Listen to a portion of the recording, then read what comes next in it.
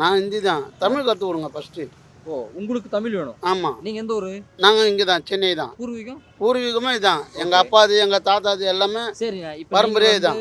நீங்கள் சொல்கிறீங்க, இப்போ ஹிந்தி படிக்கிறத பற்றி உங்களுக்கு கருத்து என்னது? ஹிந்தி கருத்து படிக்கலாம் சார். அதாவது எது தேவையோ அது தேவை மெயின்.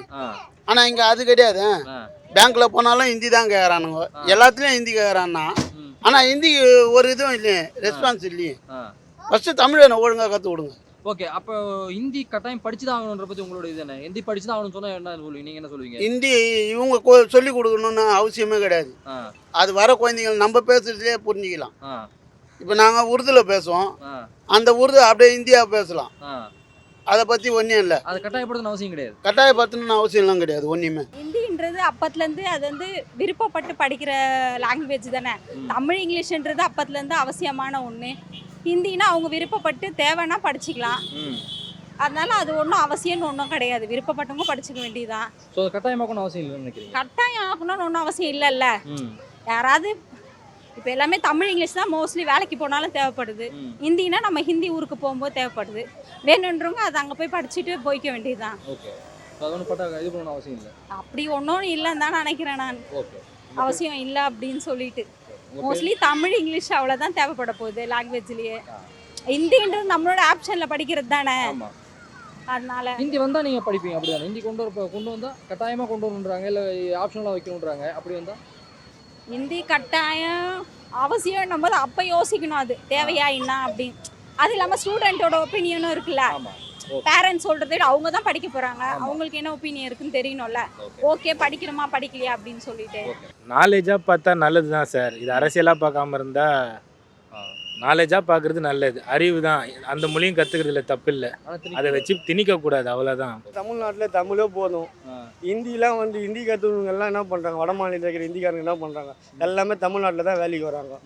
யாரும் வந்து இங்கே ஹிந்திக்காரங்க யாரும் வந்து இங்கே வந்து ஆஃபீஸரில் எதுலையும் இல்லை. எல்லாமே பார்த்தா அந்த கொளுத்து வேலையும் கிழுத்து வேலைக்கு தான் இருக்கிறாங்க. ஹிந்தின்ட்டு வேஸ்ட்டு மொழி. அது ஒரு மொழியே இல்லை. இங்கிலீஷ் சொல்கிறீங்களா, இங்கிலீஷ்னா ஆல் லாங்குவேஜ். எங்கே வேணாலும் போயிட்டு இங்கிலீஷ் படிக்கலாம். தமிழ் வந்து தமிழ்நாட்டில் தமிழ் தான் வேணும். நீ வட மாநிலம் அது எப்படின்னு பார்த்தா நீ வெளிநாட்டிலாம் போனீங்கன்னா இந்தியே கிடையாது, வெறும் இங்கிலீஷ் மட்டும்தான் இருக்குது. இங்கிலீஷ் வந்து பொது மொழி, இங்கிலீஷை கற்றுக்கலாம். ஹிந்திலாம் வந்து ஒன்றுமே இல்லை. வந்தால் இப்போ ஹிந்தி கற்று நான் என்ன பண்ண போகிறோம், போய் பானிபூரியாக விற்க போகிறோம்.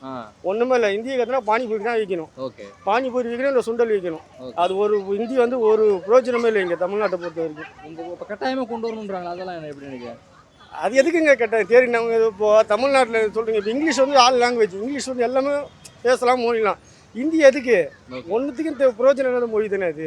அது வட மாநிலத்தை கற்றுக்கிட்டோம். உங்களுக்கு விருப்பம் இருக்கணும் படிக்கட்டும் அப்படின்றீங்கன்னா, விருப்பம் இருக்கணும் படிக்கணும், அது விருப்பம் இருக்கணும் படிக்கட்டும். இல்லாதவங்க சும்மா அதை தான் படித்தா அவனுக்கு திணிக்கக்கூடாதுல்ல. நீ திணிக்காத. எங்களுக்கு படிக்கணும்னு தோணுச்சா நாங்கள் படிப்போம். எங்களுக்கு வேணான்னா எங்களுக்கு வேணாம். வந்தால் நல்லா தான் இருக்கும். மும்மொழிகளுக்கு வந்தால் நல்லா தான் இருக்கும். எதனால் அப்படி சொல்கிறீங்க? இங்கே எல்லா பசங்களும் ஹிந்தி தான் நிறைய படிக்கிறாங்க, ஹிந்தி தான் பேசுகிறாங்க. வெளிநாட்டிலேருந்து வந்துட்டு ஹிந்தி தான் பண்ணுறாங்க.